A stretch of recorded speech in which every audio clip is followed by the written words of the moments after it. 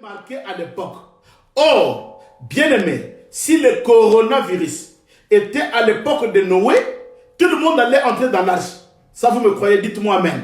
Parce que la peur que nous avons aujourd'hui, si c'était ça le signe de l'avènement de Christ de l'homme, si c'était ça le signe de l'enlèvement, et si cela s'était aussi passé avant le déluge, bien-aimé, je vous rassure que tout le monde allait se précipiter dans l'arche. Parce qu'aujourd'hui, si on nous dit que l'arche est en Belgique, bien aimé, nous allons démarrer nos voitures, nous allons courir jusqu'à aller entrer dans l'arche, parce que chacun veut sauver sa peau. Tout le monde...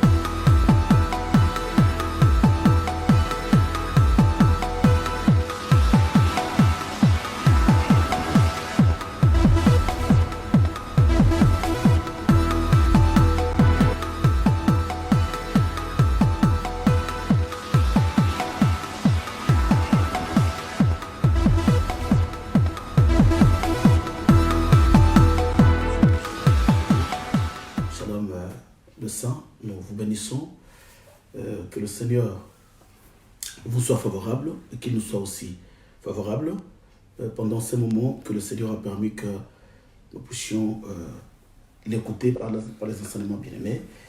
Que le Seigneur bénisse le couple visionnaire qui nous aide aussi par ce canal de la vision Pain du soir, bien-aimé, de transmettre la parole partout dans le monde, là où il y a les gens qui sont en train de nous suivre en ce moment.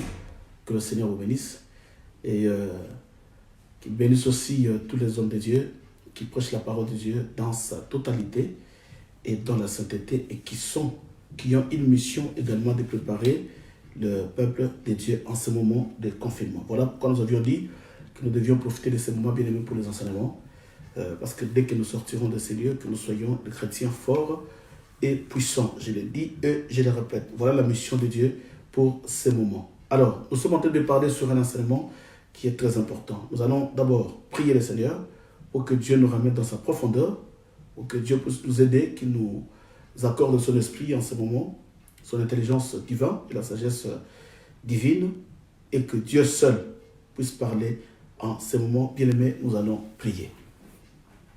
Éternel Dieu Tout-Puissant, nous te bénissons, le Seigneur éternel. Nous voulons te rendre encore, éternel, en ce moment, les actions de grâce. Parce que tu as voulu, ton Père, en ces jours, que nous soyons comptés parmi les vivants. Pendant qu'il y a des morts, il y a des autres qui se retrouvent, Seigneur, dans des hôpitaux, dans des soins intensifs. Ils pouvaient aussi, et ils voulaient aussi être avec nous, ton Père, en ce moment, pour suivre ta parole. Et ils n'ont pas pu. Et si nous sommes là, Seigneur, ce n'est pas parce que nous sommes forts ou nous avons la nationalité. Ce n'est pas parce que, Seigneur, nous avons tout ce que nous pouvons posséder. Mais nous avons compris, Seigneur éternel, si nous sommes là, c'est grâce à toi. Voilà pourquoi nous te confions ce moment, Elohim, Dieu Tout-Puissant, que la main de Dieu puisse nous accompagner du début à la fin, et tout ce que nous allons confesser, que cela vient de toi. Nous voulons entendre que de toi, Seigneur, la profondeur de la parole de Dieu. Je me lève comme ton serviteur, et je demande à ce que tu m'accordes, Elohim, en ces temps et en ces moments, l'intelligence divine et la sagesse divine. Parce que ton peuple, Seigneur, qui m'entend, qui m'écoute en ce moment, ils n'ont pas besoin de moi. En tant qu'un Siméon, une personne sur cette terre des hommes. Mais ils ont besoin de toi. Voilà pourquoi je demande à ce que tout ce qui sortira de moi, Seigneur, que cela provient de ton trône. Et que cela puisse édifier tes enfants qui sont en train d'écouter ta parole en ce moment. Bénis-le, oriente-le. Il est écrit même en Israël que dans leur détresse, tu leur envoyais ta parole et ta parole est guérie. Et je crois que cette parole a une mission dans la vie de tout un chacun, Seigneur, afin que leur vie change, que leur vie soit prospère, leur vie soit guérie et que toute la dimension spirituelle les accompagne au travers de cet enseignement. Dans le nom de Jésus-Christ de Nazareth, j'en sais prier parce que tu es le Seigneur. Amen. Voilà, bien-aimés dans le Seigneur, nous bénissons encore le Seigneur, le Dieu d'Israël, que le Seigneur vous bénisse. Et voilà, nous sommes en plein enseignement qu'on a intitulé le signe du temps de la fin de l'Église. Et j'avais dit que nous allons étudier le signe du temps pour l'Église et le signe du temps pour le peuple Israël. Et nous allons voir comment est-ce que nous allons exploiter le livre de Matthieu chapitre 24. C'est là où le disciple pose la question et le Seigneur est en train d'énumérer. Vous allez comprendre que dans cette écriture, il y a deux paragraphes. Le premier paragraphe, c'est une portion, la réponse de Jésus par rapport à la question des disciples. C'était une réponse qui concernait tout simplement Israël. Et il y a aussi le paragraphe qui concernait tout simplement l'Église. Donc, si nous donnons cet enseignement, c'est par rapport à tous les enseignements qui sont en train de circuler aujourd'hui dans les réseaux sociaux, et voire même des enseignements qu'on a déjà appris dans des églises qui n'étaient pas tellement cadrés avec la parole de Dieu, parce qu'il y a des hommes qui prennent une écriture, ben, il ne sait pas positionner l'écriture, mais il va prêcher cela à l'église, et les gens croient que c'est réellement ce qu'il est en train de dire, c'est pour notre temps, mais en réalité, ce n'est pas pour notre temps. Or que si la parole de Dieu est très mal prêchée, l'église ne peut jamais se préparer, l'église ne peut jamais avoir l'œil et la vision, et surtout le discernement. Voilà pourquoi nous voulons donner la précision sur le signe qui a précédé l'enlèvement de l'Église. J'avais dit que l'Église n'attend pas le retour de Jésus. Là, j'ai dit ça tout le temps, parce que nous allons apprendre cela par des signes. L'Église n'attend pas le retour de Jésus, mais l'Église attend l'enlèvement.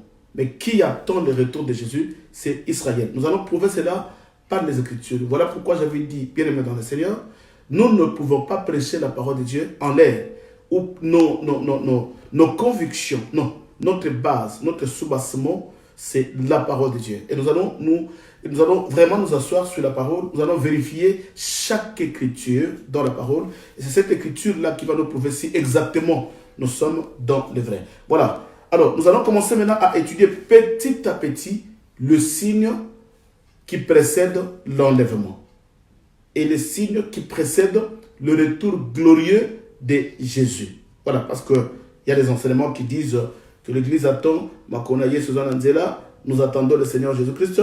Voilà, non.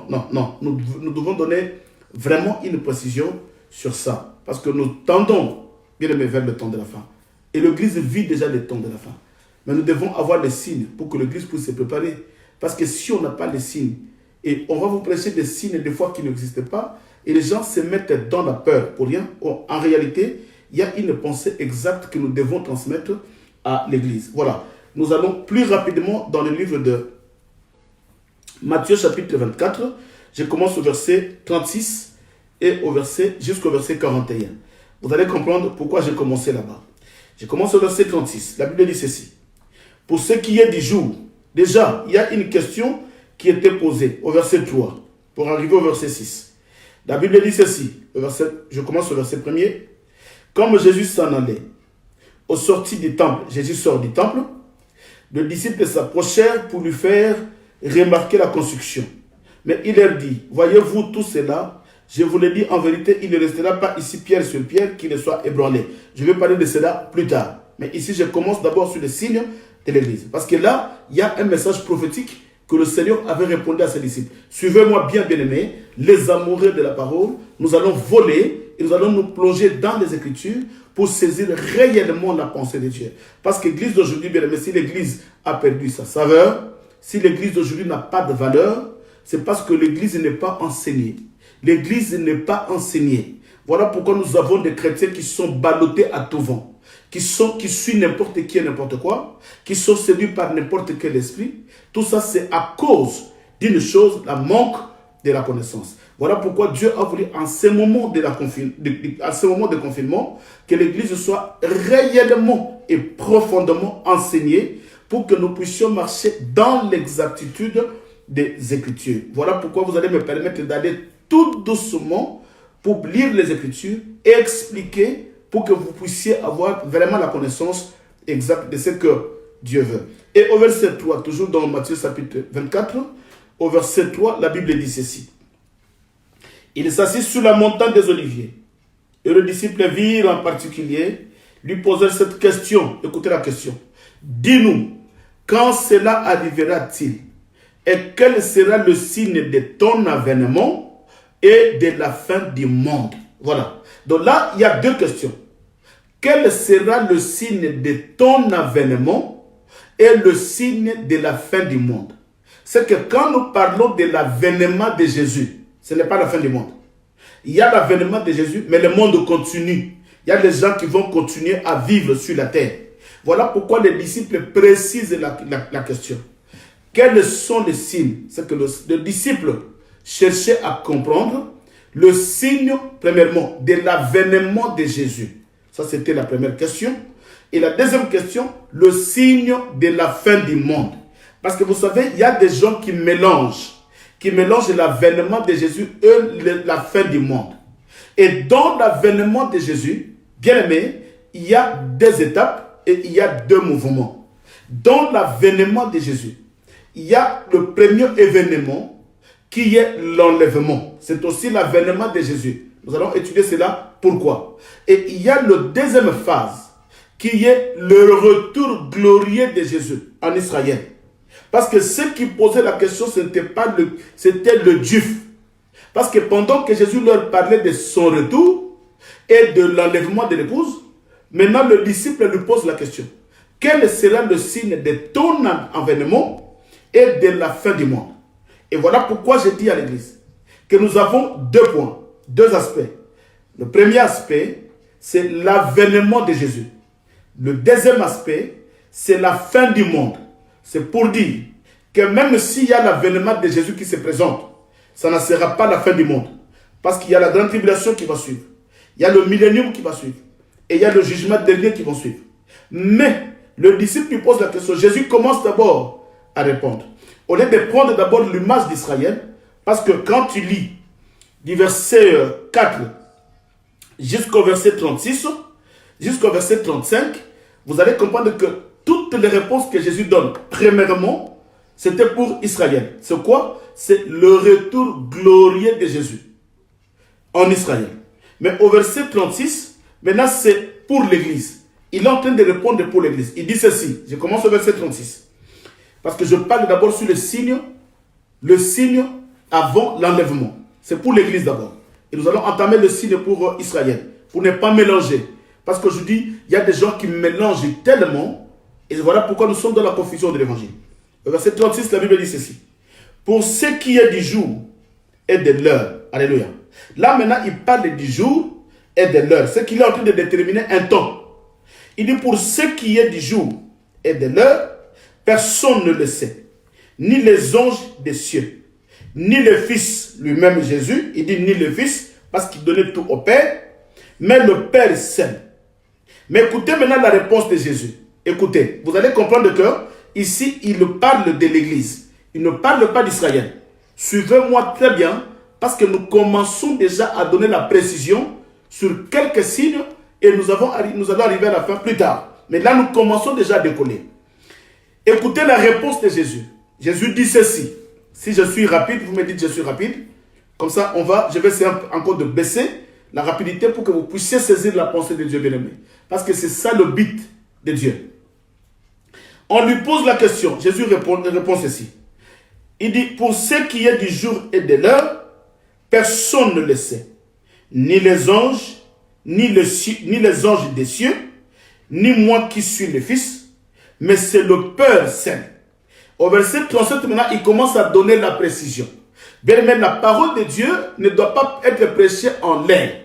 Mais la parole de Dieu doit être prêchée par précision. Parce que Dieu lui-même, c'est un Dieu de précision. Alléluia. Écoutez, au verset 37, il commence maintenant à répondre. Là, c'est Jésus qui répond. Écoutez la réponse de Jésus. Il dit ceci. Ce qui arriva au temps de Noé arrivera de même à l'avènement du Fils de l'homme. Alléluia. Maintenant, Jésus, au lieu de leur répondre, voilà, il y aura ça, ça, ça. Il dit, mais écoutez, ce qui arriva au temps de Noé arrivera aussi au temps du Fils de l'homme, à l'avènement du Fils de l'homme. Car dans les jours qui précèdent le déluge, écoutez, maintenant il commence à expliquer. Jésus dit que l'enlèvement que vous attendez, ce qui va se passer avant l'enlèvement, c'est tout simplement tout ce qui s'est passé avant le déluge de Noé. Maintenant, c'est quitte à nous d'étudier qu'est-ce qui s'est passé avant le déluge de Noé. On ne peut pas les prendre tout ce qui était la réponse qu'il avait donnée pour Israël et ramener cela à l'église. Mais il dit pour l'église, vous devez comprendre, bien aimé dans le Seigneur, qu'avant l'enlèvement, le signe qui précédera l'enlèvement, ce sont tout simplement les signes qui étaient passés au temps de Noé. Maintenant, il dit ceci, le verset 38. Car dans les jours qui précédèrent le déluge, il commence maintenant à expliquer les jours qui avaient précédé le déluge. Vous connaissez tous le déluge, bien-aimés, au temps de Noé. Maintenant, Jésus commence à expliquer. Il dit ceci. Car dans le jour qui précédèrent le déluge, les hommes mangeaient et buvaient, se mariaient et mariaient leurs enfants, jusqu'au jour où Noé entra dans l'arche, le verset 39. Et ils ne se détournèrent de rien jusqu'à ce que le déluge vienne et les emportait tous. Il en sera de même à l'avènement des fils de l'homme. Alors, alléluia, oh, bien aimé, l'évangile de Dieu est clair. Et ici, nous allons continuer au verset 40. Je me limite d'abord là-bas pour donner un peu l'éclaircissement. Le disciple lui pose la question. Quel sera le signe de ton avènement? Maintenant, Jésus commence à répondre. Il a déjà répondu de tout ce qui concerne Israël, du verset 4 au verset 35. Nous allons retourner là-bas après. Mais maintenant, au verset 36, il change le langage. C'est qu'il quitte le retour glorieux de Jésus d'Israël. Maintenant, il répond parce que là, il a commencé à répondre aux disciples comme étant le juif dans la chair.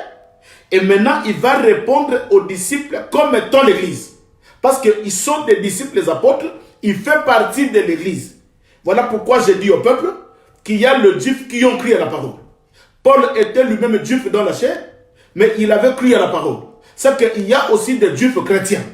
Il y a aussi des juifs qui font partie de l'église. Alléluia. Il y a le peuple d'Israël qui fait partie de l'église aujourd'hui. Comme étant le Matthieu, le Luc, le Marc, les Jean, le Thomas et tout comme ça parce qu'ils ont cru à la parole. Je vous ai parlé hier qu'il y a deux bergeries. Il y a la bergerie de ceux qui ont cru à la parole, qu'on appelle l'église. C'est qu'il y a aussi des juifs qui font partie de l'église. Et il y a d'autres bergeries, les gens qui n'ont pas cru à la parole. Et ce sont ces gens-là qui attendent le retour de Jésus. Mais nous avons cru à la parole, nous avons vécu avec Jésus, nous l'avons cru, il était mort, il est ressuscité, il est retourné vers nous. Maintenant, Jésus vit avec nous comme étant Emmanuel, Dieu parmi son peuple, mais il vit parmi nous au travers le Saint-Esprit. Alléluia. Voilà pourquoi la Bible dit que nous sommes devenus le temple de Dieu en esprit. C'est que Jésus qui est Dieu, il habite en nous en esprit. C'est que nous n'attendons pas Jésus. Nous vivons avec Jésus déjà en son esprit. Mais il dit ceci. Vous l'église, maintenant il répond aux disciples comme étant le membre de l'église. D'abord, il les avait répondu comme étant le juif. Maintenant, avec le signe que le juif, que le juif verra, avec le signe que Israël verra, avant le retour glorieux de Jésus. Et dès qu'il termine de leur répondre comme étant le juif, maintenant il prend la parole. Il commence à répondre aux disciples comme étant l'église. Il dit, mais à ce qui concerne le temps, vous l'église écoutez. Il dit, ce qui arriva au temps de Noé, arrivera aussi à l'avènement des fils de l'homme. Car dans les jours qui précédèrent le déluge, les hommes mangeaient et buvaient, ils se mariaient et mariaient leurs enfants, jusqu'au jour où Noé entra dans l'arche, et ils ne se détournèrent rien, jusqu'à ce que le déluge vienne les emporter tous, et il sera de même à l'avènement du Fils de l'homme. Or là, cet avènement qu'il parle, il parle de l'enlèvement. Vous allez comprendre pourquoi. Mais écoutez, avant que l'arche de Noé soit enlevée sur la terre, alléluia, parce que c'est l'image de l'enlèvement. Pourquoi Jésus nous ramène là-bas? Pourquoi Jésus nous ramène sur Noé? Parce que tout ce qui s'est passé dans la vie de Noé était tout simplement l'image d'un peuple enlevé. Or, le peuple qui est enlevé, bien aimé, c'est un peuple qui ne vivra pas la mort. Voilà pourquoi tous ceux qui étaient dans l'arche, quand bien même qu'il y avait le déluge, mais la mort ne pouvait pas le toucher parce qu'ils étaient déjà enlevés. Or, la mort, bien aimé, c'est l'ange de la mort qui est le diable. D'ailleurs, c'est lui qui descendra là comme étant l'antichrist, qui va couper le main, qui va couper le jambe, le pied. Pourquoi? Pour vous mettre, vous imposer la marque de 666. Mais la Bible, Christ nous ramène sur Noé pour que nous puissions étudier tout ce qui s'est passé dans la vie de Noé. Et c'est ce qui se passera aussi à nos temps. Mais écoutez, la Bible dit ceci. Jésus dit, avant l'enlèvement de Noé, avant que le déluge tombe, les gens mangeaient, les gens buvaient. Bien aimé, nous allons développer cela en profondeur pour comprendre qu'au temps d'Israël, le signe qu'il avait dit à Israël, il dit, écoutez, il y aura la famine, il y aura des guerres, il y aura des tremblements de terre. Mais ici, qu'est-ce qu'il dit à l'église? Il dit, les gens mangeaient et les gens buvaient. C'est que quand on mange, il n'y a pas de famine. C'est que quand on mange, tous les éléments qui peuvent donner à manger à l'humanité existent. C'est que le travail est là. Tout ce que tu cherches est là. Voilà pourquoi les gens mangeaient et les gens buvaient. Nous allons développer cela. Mais là, je vais un peu vite. Vous allez comprendre pourquoi. Les gens mangeaient et les gens buvaient. Il n'y avait rien qui pouvait les inquiéter. Alléluia. La Bible précise qu'il n'y avait rien qui pouvait les inquiéter. Mais écoutez maintenant pourquoi nous disons que ça c'est le langage. Ce n'est pas la réponse pour Israël qui attend le retour glorieux de Jésus. Mais c'est un langage pour l'Église. Maintenant nous allons comprendre ça au verset 40 et au verset 41. Il dit ceci, le verset 40. Alors, des hommes qui seront dans les champs, l'un sera pris et l'autre sera laissé. Deux femmes qui y moudront à la main, l'une sera prise et l'autre laissée. Veillez donc, puisque vous ne savez pas que le jour de votre Seigneur viendra. Alléluia. Sachez-le bien. Ah, bien aimé, écoutez. Maintenant, pour comprendre que c'est l'enlèvement, je vais préciser les Écritures, bien aimé. Si tu n'es pas mandaté, voilà pourquoi d'ailleurs l'apôtre Paul dit qu'il n'y ait pas beaucoup de prédicateurs. Pourquoi? Parce qu'il y avait des prédicateurs à cette époque-là qui prêchaient aussi la fausseté pour ramener le peuple bien-aimé dans l'hérésie, pour ramener le peuple dans la confusion et dans l'ignorance. Mais ici, la Bible précise.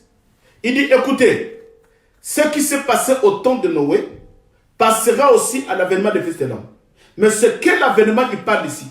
Il parle, l'avènement qu'il est en train d'expliquer, c'est l'enlèvement. Or, dans l'enlèvement, quand nous allons lire ça dans Thessaloniciens, vous allez comprendre que la Bible dit ceci, que le jour de l'enlèvement, et il dit ça, il dit, vous serez à deux sur les champs. Un sera enlevé, un partira, et l'autre sera laissé. Deux femmes qui moudront à la main, et subitement l'un part, l'autre reste. Tu seras avec ta femme et ton mari sur le lit, si cela provenait la nuit. La Bible dit, l'un partira et l'autre restera. Or, sur le signe de retour glorieux de Jésus, bien aimé, il n'y a pas la disparition. Mais s'il y a la disparition de l'un, et l'un qui reste, l'autre qui reste. Il y a la disparition de l'un ou de l'homme ou la femme, il y a l'autre qui reste. C'est que le jour de l'enlèvement, il y aura la disparition. Mais le jour de son retour glorieux, il n'y aura pas la disparition. Personne ne va disparaître. Or, maintenant vous allez comprendre le mystère. Que le jour de l'enlèvement de l'église, il y a quoi? Il y a la disparition du visible. C'est-à-dire, il y a l'église qui était visible sur la terre, va disparaître. Alléluia. Je ne sais pas si quelqu'un a compris. Le jour de l'enlèvement de Jésus, il y a la disparition de l'épouse. L'église sera enlevée, l'église va disparaître d'un clin d'œil, l'église disparaît. Mais le jour de l'avènement de Jésus, de son retour glorieux, il n'y aura pas la disparition, mais il y aura l'apparition de Jésus. Ah, je ne sais pas si quelqu'un a compris qui me dise Amen. Le jour de l'enlèvement, voilà, je veux tout doucement pour marquer la différence. Le jour de l'enlèvement de l'église, il y aura la disparition de l'épouse. C'est que celui qui partira, c'est l'épouse. Il y aura la disparition de l'épouse. Tandis que le jour le retour glorieux de Jésus, il n'y aura pas la disparition, mais il y aura l'apparition du Fils de l'homme. Voilà pourquoi on a dit que tout l'œil le verra. Il y aura l'apparition. Mais le jour de l'enlèvement, il y a la disparition. Le jour, le retour glorieux de Jésus, il y a l'apparition de Jésus. Alléluia. Oui, bien aimé, nous devons donner la précision dans les Écritures. Voilà pourquoi nous allons tout doucement. Et je vais encore lire une écriture dans Luc. Je suis toujours dans l'introduction des signes. Luc chapitre 17. Luc chapitre 17. Bien aimé, ce sont des enseignements. Si tu suis ça attentivement, bien aimé, tu deviendras un fidèle, un chrétien fort dans la connaissance et aucun enseignement, aucune hérésie, aucune fausse doctrine ne t'emportera. Non, parce que tu es fondé sur l'évangile. Luc chapitre 17, le verset 26. Écoutez ce que la Bible dit. Je commence au verset 26 jusqu'au verset 31. Le verset 26.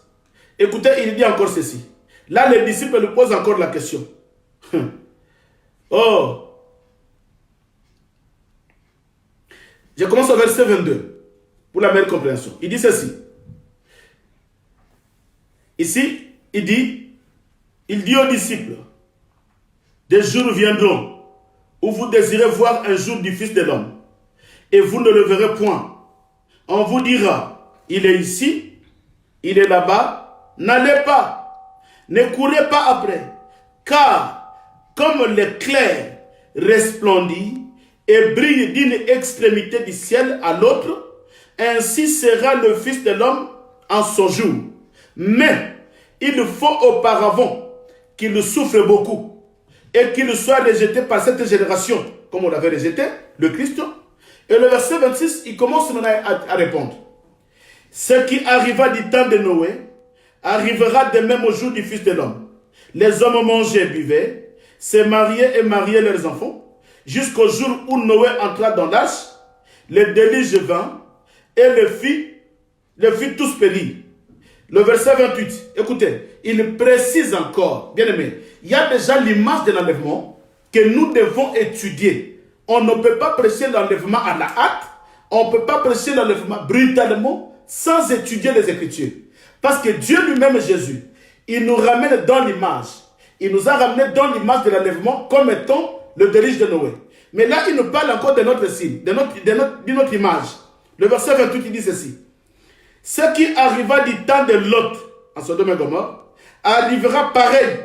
Les hommes mangeaient, buvaient, achetaient, vendaient, plantaient, bâtissaient. Mais le jour où Lot sortit de Sodome, une pluie de feu et de souffle tomba du ciel et les fit tous périr.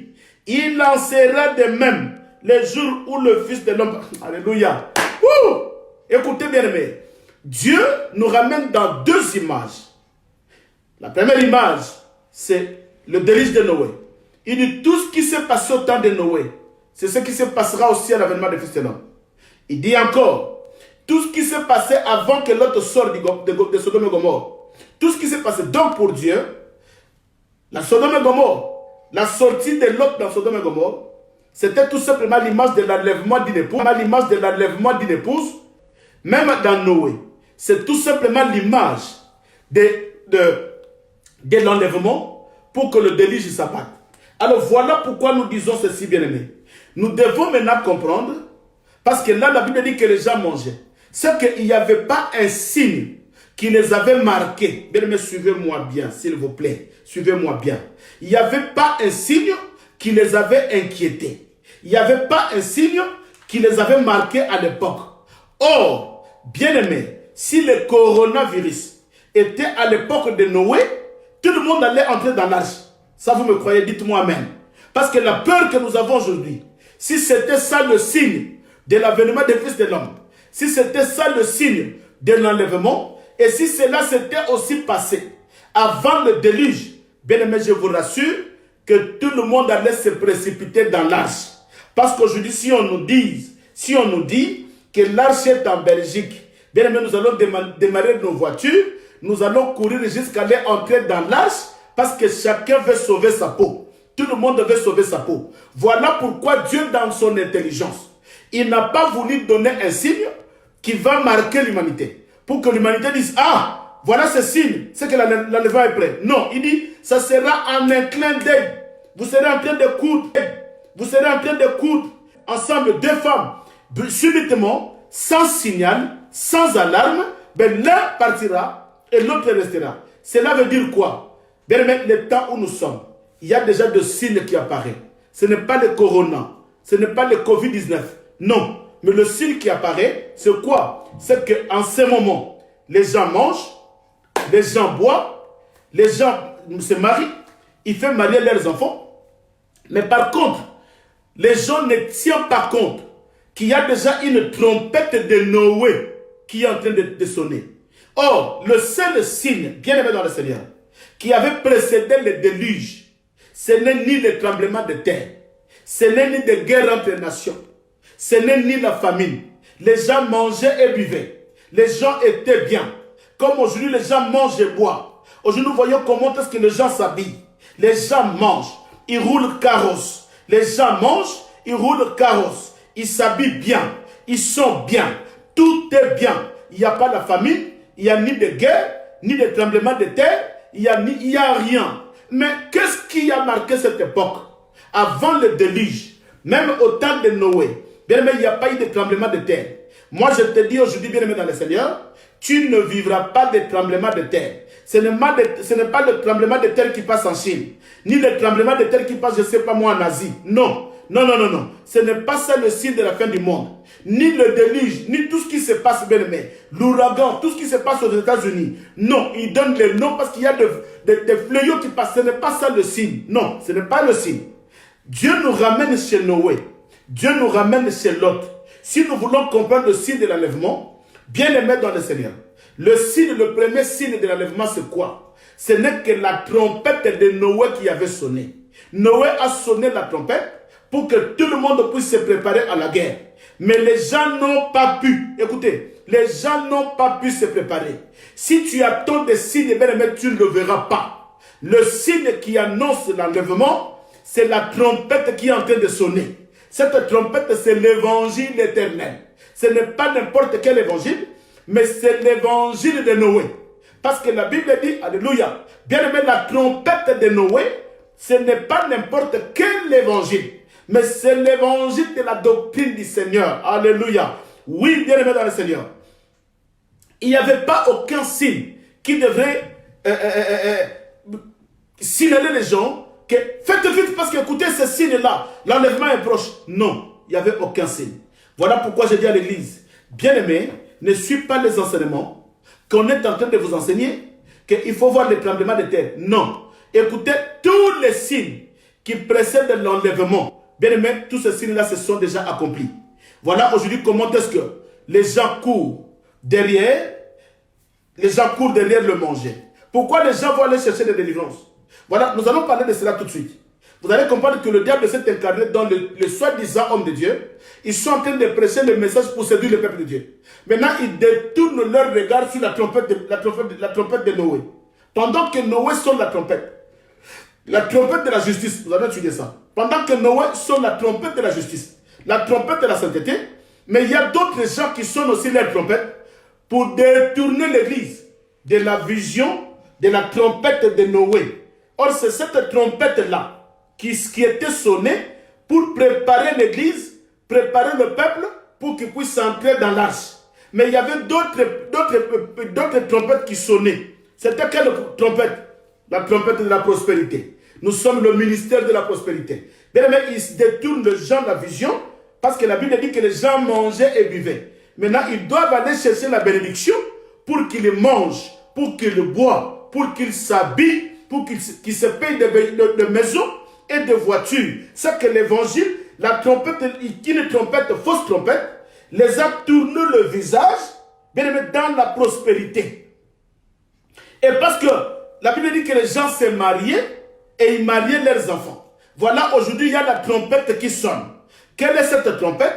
La trompette des mariages, la trompette des célibats, la trompette des enfants. Maintenant, ils cherchent à tromper l'église. Nous sommes le ministère de la délivrance. Nous sommes le ministère des combats. Non, l'église bien-aimée dans le Seigneur n'est pas un ministère.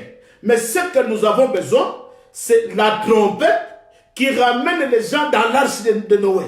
La trompette qui prépare l'église dans l'enlèvement. Pourquoi? Parce que pendant que les gens vont chercher la délivrance, pendant que les gens vont chercher des démons, pendant que les gens vont chercher à se marier, parce que là, dans des églises là, qu'est-ce que les gens vont chercher? Ah, moi je vais aller là où il y a la prière. On nous enseigne les esprits des familles. Si tu n'es pas marié, parce qu'il y a les esprits des familles. Si tu n'as pas de travail, parce que dans votre famille, il y a la pauvreté. Oui, c'est bien. C'est bien. Mais, bien aimé, nous devons prêcher à l'église l'évangile qui doit leur faire entrer dans l'arche de Noé. Or, l'arche de Noé, c'est l'enlèvement. Alléluia.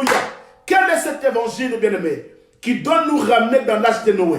Oui, c'est cet évangile que l'église a besoin. Cet évangile-là que l'église a besoin. Donc, c'est pour dire qu'avant le déluge, bien aimé, il n'y avait pas un signe marquant qui pouvait tiquer les gens, qui pouvait souffler même les gens, qui pouvait attirer l'attention des gens. Voilà pourquoi aujourd'hui, ne cherche pas un signe qui va attirer ton attention. Pendant que Siméon se lève, il est en train de sonner la trompette bien-aimée. Cette trompette-là, ce n'est pas la trompette tu auras des enfants. Cette trompette-là, ce n'est pas la trompette tu vas te marier. Cette trompette-là, ce n'est pas la trompette tu vas trouver à manger. Tu vas trouver le travail, tu vas trouver le papier. Non, mais la trompette qui te fait introduire dans l'arche. Or, l'arche, c'est l'enlèvement.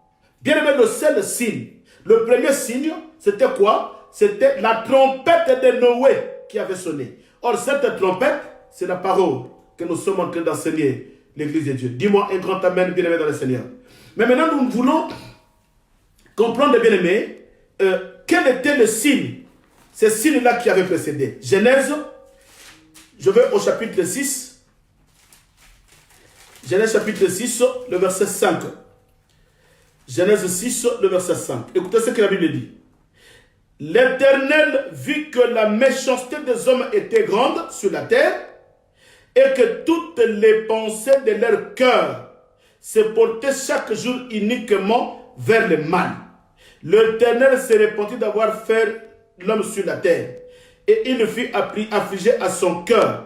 Et l'Éternel Dieu dit, j'exterminerai la face de la terre, l'homme que j'ai créé, depuis l'homme jusqu'au bétail, aux reptiles et aux oiseaux du ciel, car je me répands de les avoir faites. Alléluia.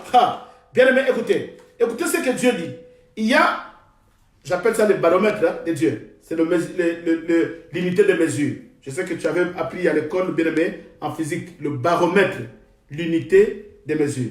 C'est que Dieu est en train de mesurer, bien aimé, ce qui s'est passé. Écoutez, la Bible dit ceci. Il dit, Dieu a vu que la méchanceté était accrue sur la terre. Bien aimé dans le Seigneur, si la méchanceté n'a pas atteint son comble, si la méchanceté n'a pas atteint son sommet, si la violence n'est pas atteint son sommet, il dit, Dieu a vu sur la terre que la méchanceté des hommes, il y a deux points. Il y a la méchanceté des hommes qui avait atteint son sommet et il y a la violence des hommes qui avait atteint son sommet. C'est que si la violence, selon les Écritures, si la violence n'a pas encore atteint son sommet, le Seigneur ne reviendra pas. Il n'y aura pas d'enlèvement. Si, bien aimé, la méchanceté n'a pas encore atteint son sommet, c'est que le Seigneur ne reviendra pas. C'est que l'enlèvement n'aura pas lieu. Mais pourquoi Dieu avait la colère, il dit Noé, maintenant c'est fini. C'est fini, j'en ai marre, parce que la violence, alléluia, la violence, bien aimé, a atteint son sommet. Quand est-ce que la violence a atteint son sommet? Parce que les gens s'est marié. Il y a eu des choses, bien aimé, incroyables. Il y a eu des choses qui s'est passées sur la terre, des choses horribles que nous allons étudier petit à petit. Voilà pourquoi je t'avais dit, on n'est pas pressé. Voilà pourquoi, bien aimé dans le Seigneur, aujourd'hui nous voyons que la violence, comme dit les Écritures, la violence a atteint son comble, la méchanceté a atteint son comble, toute la pensée de l'homme se détourne tous les jours vers le mal. Quand est-ce que l'enlèvement est proche?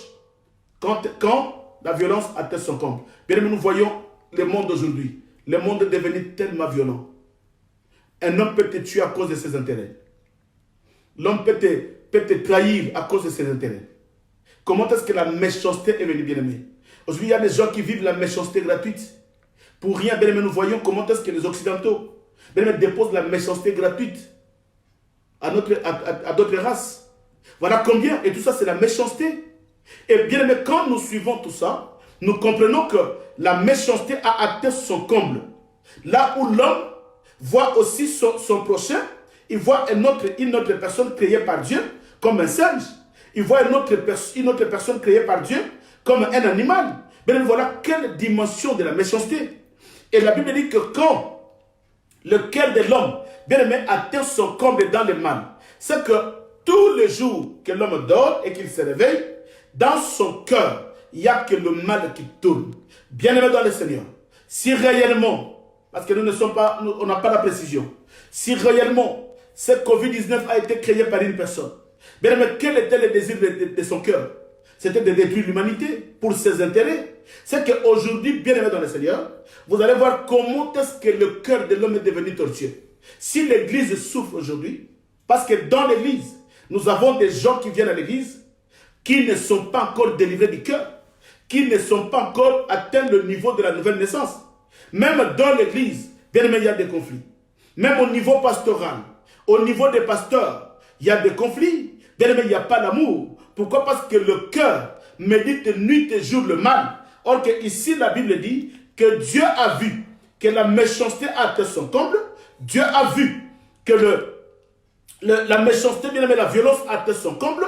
Et Dieu a vu que le cœur de l'homme s'est détourné tous les jours du bien. Et le cœur de l'homme était tout le temps. Et la pensée de l'homme était tout le temps orientée dans le mal. Et c'est ce que nous vivons aujourd'hui. Bien aimé, les gens, leur cœur est toujours orienté vers le mal. Voilà pourquoi, bien aimé dans le Seigneur, nous disons que le jour de l'avènement du Fils de l'homme est déjà présent sur la terre. Pourquoi? Bien aimé, pourquoi? Parce que tout ce signe est déjà là. Donc, n'attends pas un autre signe. N'attends pas le tremblement de terre. Tout ce qui est en train de se passer, bien aimé, ce sont des signes. Voilà pourquoi nous devons étudier cela. Quand tu vois Batouba comme Mité Mamabé, maman, Mité Mamabé, les gens sont devenus d'un mauvais cœur. Les gens souhaitent même ta mort. Qu'il meure. Les gens souhaitent même la mort. Bien aimé pour toi. Qu'est-ce qu'ils disent? Mais pourquoi ils ne peuvent même pas être renversés? Bien aimé, même un couple qui était ensemble, qui a des enfants, mais parce qu'ils ne se sont pas mis d'accord sur un point, ils se sont séparés. Là où l'homme est, il pense que du mal, tous les jours que le jour naisse, il pense que du mal à son ex, il le souhaite même la mort. Même la femme là où elle est, elle souhaite que du mal à l'ex, elle souhaite tout le temps. Bien aimé, voilà le signe qui avait précédé le déluge. Ne cherche pas d'autres signes, bien aimé. N'aille pas chercher d'autres signes. C'est très important ce que nous sommes en train d'enseigner. Et le verset, toujours, Genèse 6, nous allons au verset 11 et au verset 13. Écoutez ce que la Bible dit. Genèse 6 au verset 11 et au verset 13. La Bible nous dit ceci. Je commence au verset 11. La terre était corrompue devant Dieu. La terre était pleine de violence. Dieu regarda la terre et voici elle était corrompue. Car toute chair avait corrompu sa voix sur la terre. Alors Dieu dit à Noé, la fin de toute chair est arrêtée. La fin de toute chair est arrêtée devant moi. Nous continuons le verset 12. Car ils ont rempli la terre de violence. Voici, je veux le détruire avec la terre. Fais-toi une arche de bois de goffette. Là, il commence à dire à Noé. Noé, écoutez-moi. Écoutez-moi, Noé. Il me précise, bien aimé dans le Seigneur. C'est pourquoi j'aime la Bible. Il précise. Il dit, Dieu regarda la terre et voici, elle était corrompue. Bien aimé, voilà aujourd'hui, il y a de la corruption partout. Il y a même les hommes de Dieu qui se disent hommes de Dieu, mais qui sont corrompus. Bien aimé, vous pouvez imaginer que le gouvernement donne l'argent aux serviteurs, aux hommes de Dieu, et ils commencent à se battre, ils commencent à s'insulter, et il y a des conflits qui dégénèrent. Pourquoi? À cause de l'argent. Bien aimé, la corruption. Il y a des gens aujourd'hui dans nos pays, dans le monde entier, qui n'acceptent pas de prêcher la vérité. Pourquoi? Parce qu'ils ont été corrompus. Bien aimé, il y a des gens, il y a des hommes de Dieu à l'église, parce qu'il y a une femme, une prostituée, qui donne leur dîme, qui soutient l'église avec son argent pour payer le loyer. Maintenant, le pasteur ne peut rien dire parce que son cœur est corrompu. Bien aimé, la corruption, c'est l'un des signes qui avait précédé le déluge et c'est l'un des signes qui précède aussi l'avènement du Fils de l'homme. N'attends pas le tremblement de terre. Bien aimé, l'enlèvement est proche. N'attends pas les guerres si c'est qu'est-ce que tu attends. Bien aimé, l'enlèvement est proche. Car toute chair avait corrompu sa voix sur la terre. Bien aimé, aujourd'hui, tout le monde a corrompu sa voix sur la terre. Voilà combien, bien aimé dans le Seigneur, nous ne suivons pas ce qui est écrit dans la Bible. Mais des fois, nous faisons ce qui n'est pas écrit. Si les hommes de Dieu commencent à prêcher la sodomie, bien aimé, ça prouve que nos voix sont corrompues. Et de tels hommes de Dieu, ce sont des pratiques qu'ils font en coulisses. Et voilà, maintenant, le diable le pousse, bien aimé, à prêcher cela à haute voix. Pourquoi? Parce que ce sont des signes, bien aimés, qui prouvent que l'enlèvement est proche. N'attends pas le tremblement de terre. Alléluia. Il dit, et ils ont corrompu leur voix sur la terre. Voilà combien aujourd'hui, bien aimé, la chair est corrompue. Il y a l'homme qui couche avec l'homme, il y a la femme qui couche avec la femme. Bien aimé, la chair est corrompue. Ne cherche pas d'autres signes. Voilà le signe qui avait précédé le déluge. Les hommes se mariaient, les femmes se mariaient. Voilà aujourd'hui, bien aimé, tous les mariages sont permis. C'est l'un des signes qui prouve que l'enlèvement est proche. Voilà pourquoi, bien aimé dans le Seigneur, nous devons sonner, nous devons sonner, bien aimé, la trompette, afin que l'Église puisse se préparer. Parce que si nous attendons seulement les tremblements de terre, bien aimé, cela ne viendra jamais. N'attends pas cela. Cela ne viendra jamais.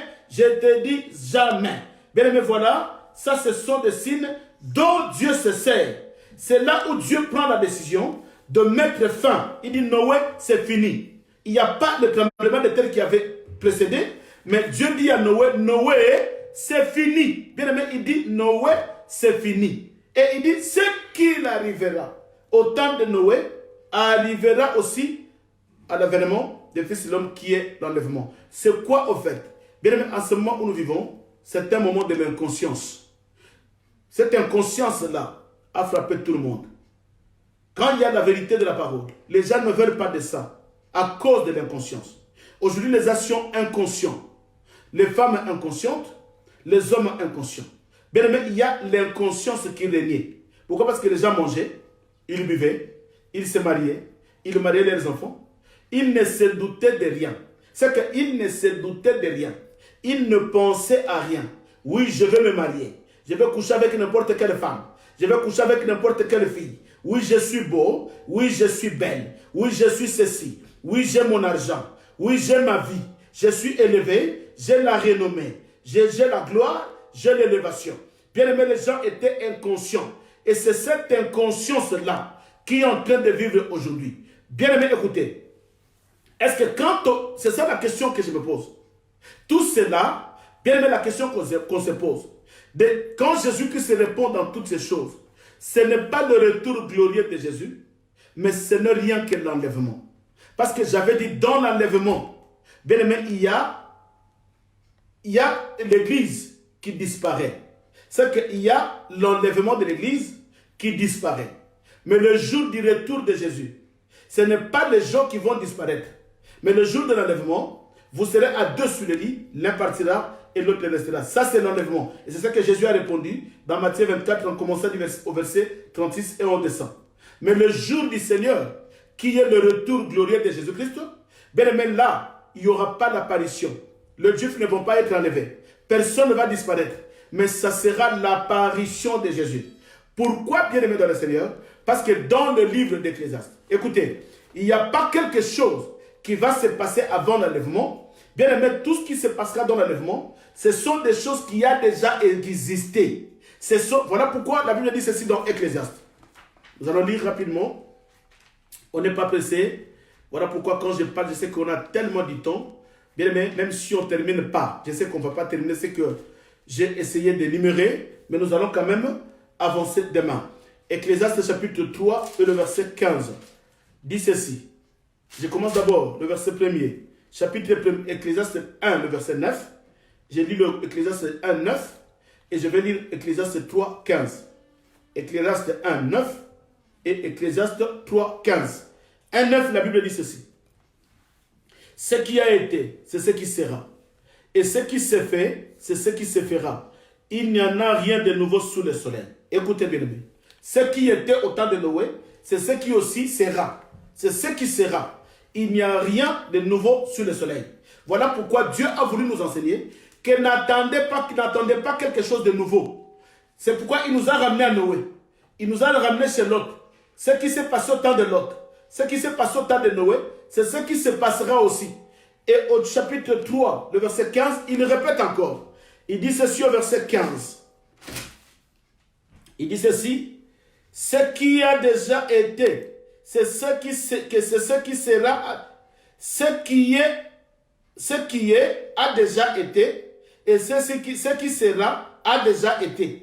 Et Dieu ramène ce qui a été passé. Alléluia. Bien aimé, Dieu ne crée pas quelque chose de nouveau.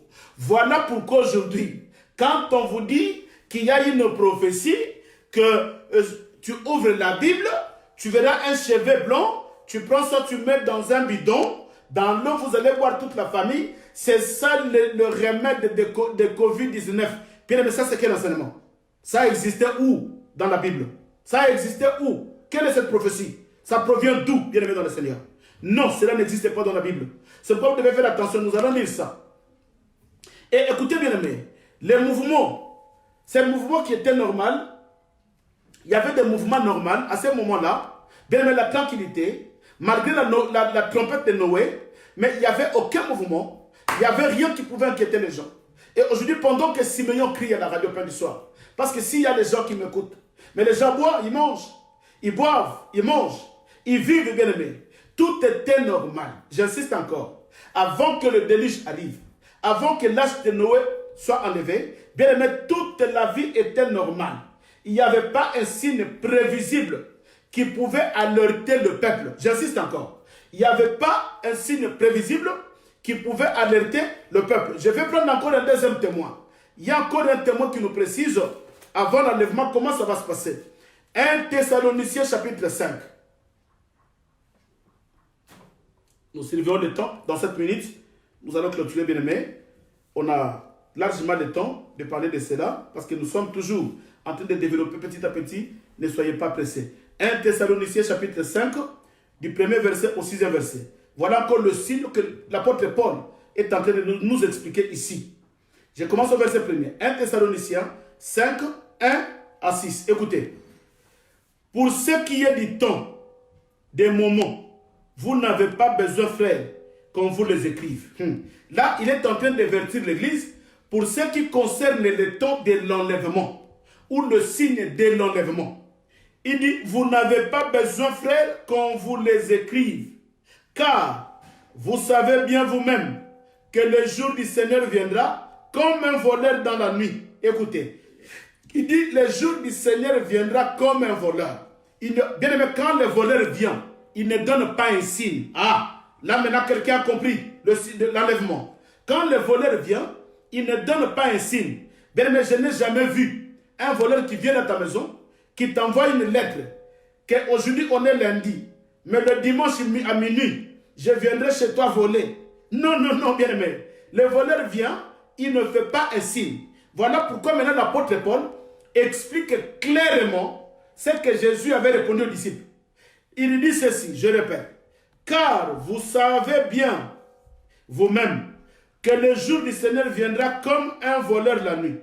Quand les hommes diront paix et sûreté, alors une ruine soudaine le surprendra, comme le douleur de l'enfantement surprenne la femme enceinte, et ils n'échapperont point. Alléluia. Il dit, bien aimé, écoutez, quand les gens diront paix, paix, nous mangeons, nous vivons, nous sommes en Europe, nous vivons, bien aimé, le Covid-19 passera. Ce n'est pas ça le signe de la fin, ce n'est pas ça le signe de l'enlèvement. Vous allez constater qu'après le Covid-19, le monde entier va essayer de travailler pour lever bien aimé la baisse de l'économie, parce qu'en ce moment l'économie est en baisse. Vous allez voir après le Covid-19, ils vont pousser les gens. Les économistes vont pousser les gens à travailler. Ils vont multiplier les heures supplémentaires. Ils vont pousser les gens à travailler pour faire monter l'économie qui est en baisse. Or, la Bible dit ceci, que c'est alors les gens auront des salaires. Ils vont manger, ils vont boire, ils vont construire, ils vont s'acheter des voitures, des belles vêtements, des belles chaussures. Ils vont s'acheter tout ce qu'ils veulent. Et c'est alors que les gens verront dans leur vie, il y a la paix. J'ai la paix parce que je me suis marié. J'ai la paix parce que j'ai des enfants. Parce que les gens croient que la paix, c'est les enfants. Les gens croient que la paix, c'est le mariage. Les gens croient, il y a des gens qui sont dans le mariage, mais qui n'ont pas dans la paix. Il y a des gens qui ont des enfants, mais qui n'ont pas la paix. Il y a des gens qui ont le travail, mais qui n'ont pas la paix. Bien aimé dans le Seigneur. Il dit, quand les gens diront paix, paix, paix, alors une ruine soudaine les surprendra, comme les douleurs de l'enfantement, surprennent la femme enceinte, et ils n'échapperont point. C'est qu'il n'y a aucun signe, bien aimé, aucun signe. Il dit, il viendra comme un voleur. Le verset 4, je descends, il dit ceci. Mais vous, frères, alléluia. Oh, pendant qu'il est en train de parler, l'apôtre Paul, maintenant il s'adresse à nous. Là, je m'adresse à l'église. Il dit, eux, ils seront surpris. Ils seront surpris parce qu'il n'y aura aucun signe. Parce que l'enlèvement viendra comme un voleur. Aucun signe, bien aimé. N'attends pas le signe. Aucun signe, mais le signe, nous allons voir. Il y a des signes déjà. J'ai commencé à énumérer la violence, le péché. J'ai commencé à énumérer le cœur qui se tourne vers le mal. Bien aimé, la méchanceté, la colère des hommes, ça, ce sont déjà des signes. Et nous allons descendre tout doucement pour énumérer tous les signes qui précèdent l'enlèvement. Au verset 4, il dit ceci. Mais vous, frères, vous n'êtes pas dans les ténèbres pour que ce jour vous surprenne comme un voleur. Ah, il dit, écoutez l'église de Dieu. Vous n'êtes pas dans les ténèbres pour que ce jour vous surprenne comme un voleur. Pourquoi vous n'êtes pas dans les ténèbres? Parce que vous êtes éclairés par la parole. Alléluia.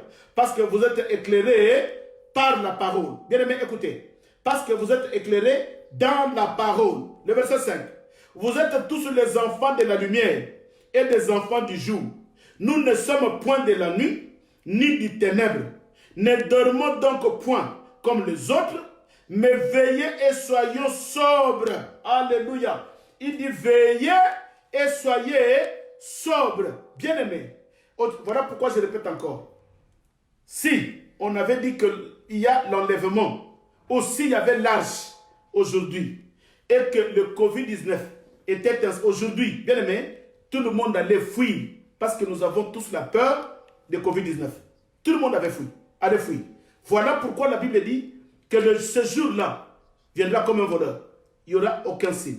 Bien-aimés, voilà pourquoi je dis à l'église, avant l'enlèvement de l'église, il n'y aura pas de signe comme avant le retour de Jésus. C'est qu'avant l'enlèvement de l'arche de Noé, il n'y a eu aucun événement qui a éveillé la mémoire des gens. Car Noé, bien-aimé, a sonné la trompette et les gens n'ont pas pu. Et voilà pourquoi je dis à l'église aujourd'hui, aucun événement surnaturel ne peut changer les événements prophétiques de Dieu. Or, ce que nous sommes en train d'étudier, ce sont des événements prophétiques qui sont des signes prophétiques de Dieu. Parce que Dieu l'avait déjà prophétisé.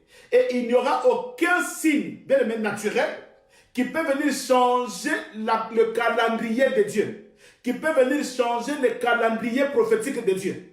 C'est que le Covid-19 n'est pas un signe prophétique dans le calendrier prophétique de Dieu. Non. Voilà pourquoi, bien aimé dans le Seigneur, nous disons qu'il y a deux temps. Il y a deux temps. Voilà pourquoi l'apôtre Jean avait dit dans 1 Jean chapitre 2, 18 que nous vivons la dernière heure. La dernière heure. Nous vivons la dernière heure. Maintenant, Paul vient confirmer ce langage. Écoutez, Romains 13, le verset 12. Romains 13, le verset 12. L'apôtre Jean avait dit que nous vivons la dernière heure. Mais Paul maintenant vient confirmer. Écoutez ce que Paul dit. Romains 13, le verset 12. Paul dit ceci. La nuit est avancée. Alléluia. Nous vivons dans la nuit, papa. Nous vivons dans la nuit. Parce que la Bible dit que les gens qui vivent la nuit, ils seront surpris de l'enlèvement. Mais il dit, vous ne vivez pas la nuit. Parce que vous avez l'enseignement et vous êtes les enfants de la lumière. Bien-aimé, ce n'est pas la délivrance qui va t'éclairer. Ce n'est pas le message de la prospérité qui va t'éclairer. Ce n'est pas le message du combat qui va t'éclairer. Mais c'est le message de la sainteté qui te rend un enfant de la lumière. Et quand tu vis dans la lumière de la parole, bien aimé, tu ne seras pas surpris parce que tu connais tout ce que la parole avait dit. Et tu y es prudent, parce que tu y es prudent, tu y attends en un clin d'œil. Tu te dis à tout moment, même je dors aujourd'hui, l'enlèvement peut me surprendre. Pourquoi? Parce que je suis dans la lumière, je ne vivrai jamais comme les autres dans les ténèbres. C'est que du jour le jour, moi je me prépare, je sais que l'enlèvement est déjà proche. Alléluia. Paul dit ceci, la nuit est avancée, le jour approche.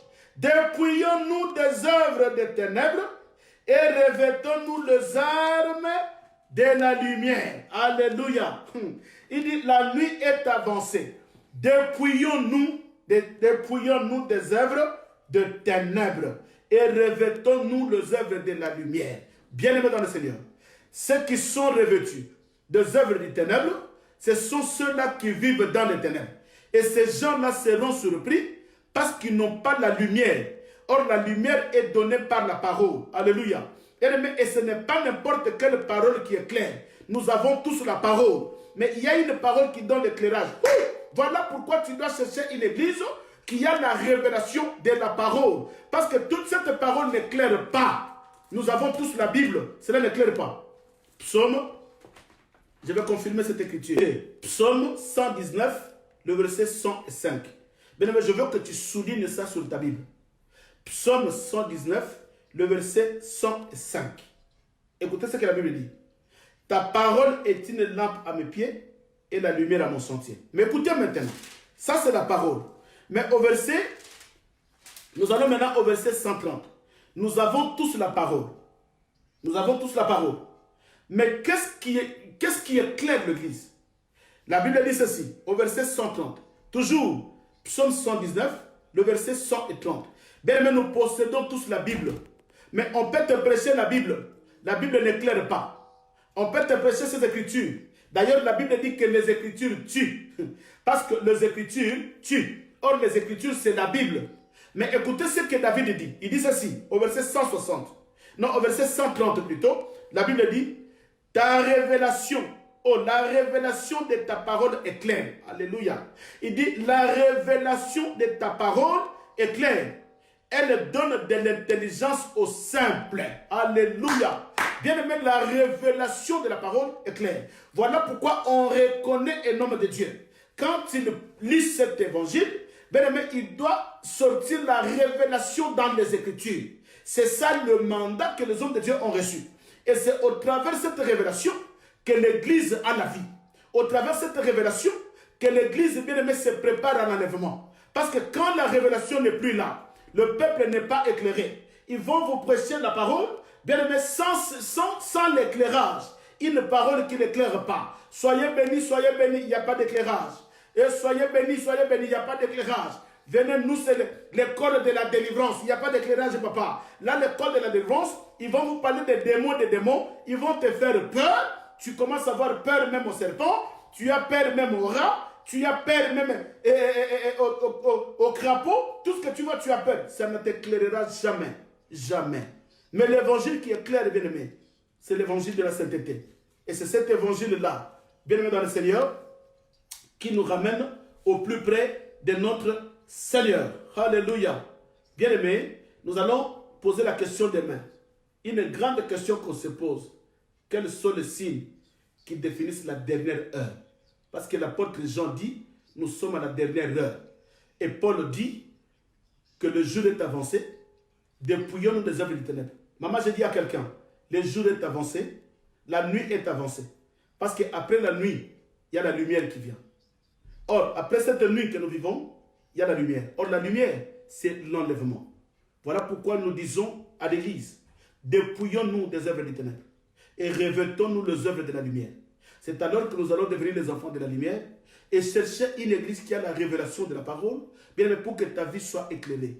Ne sois pas borné. Aujourd'hui, c'est la délivrance. On te tourne le sujet. On change de sujet. Mais il y a le même enseignement. Des mots, on t'a parlé des hôtels. Après, des mots, on te parle des alliances de famille. Après, là-bas, c'est les lois des familles. Et c'est le trône des familles. Et c'est le chef coutumier. On te parle de tout ça. Mais où est l'évangile de l'éclairage? Non, non, non, ce n'est pas ça. Ce n'est pas ça.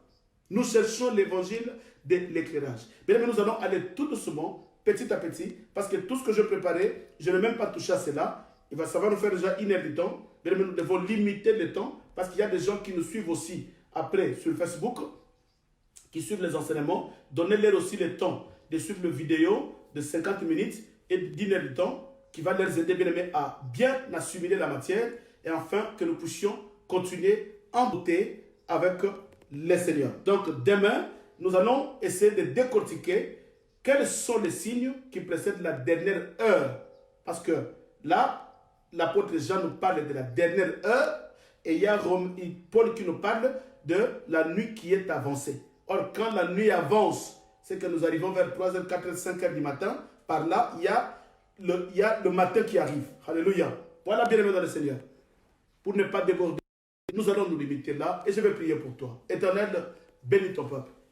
Bénis tes enfants qui ont cette envie, bien-aimé, d'écouter la profondeur de la parole. Bénis tes enfants qui ont envie de comprendre la révélation de ta pensée. Bénis tes enfants qui ont la soif de l'évangile, qui n'ont pas la soif de la délivrance, qui n'ont pas la soif du combat, qui n'ont pas la soif de la prospérité, mais qui ont la soif, qui n'ont pas la soif de la prophétie, mais qui ont la soif, Seigneur, de ta pensée.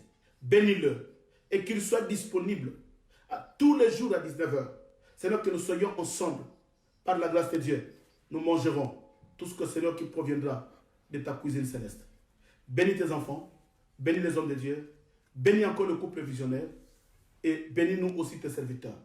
Dans le nom de Jésus-Christ, nous t'avons ainsi prié et nous te disons tous Amen.